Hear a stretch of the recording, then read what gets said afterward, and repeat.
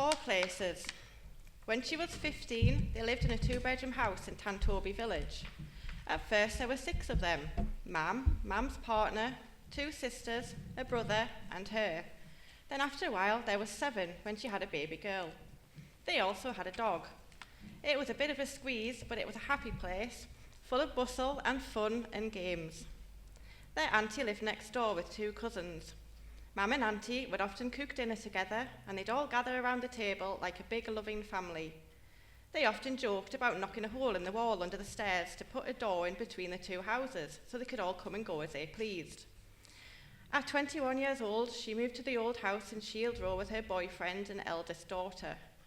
The daughter was about 3 at the time and was happy to have her own bedroom after having to share in Tantobi.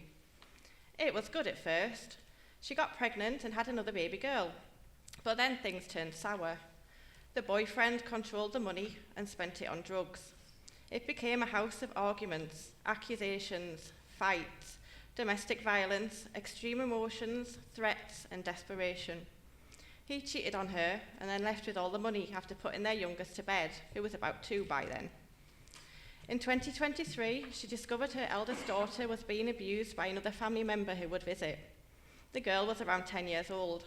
She told her aunt that it had been going on since she was 5.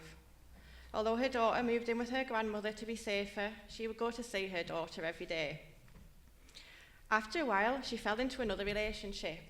Another man, another letdown, another period of drugs and alcohol, of being last on the list of priorities after friends, hobbies, and his dog. She remembers a time when her mum had cancer and had to go to hospital for surgery. They were in Asda, and she told him they'd need his support while she was recovering, and he said, "Well, it depends who else needs me." They needed a new start. The house felt like it held all the hurt and abuse of her last relationship. So they got a new house in Shield Row. She was hopeful it was all going to turn out okay, and her eldest was coming back to live with them.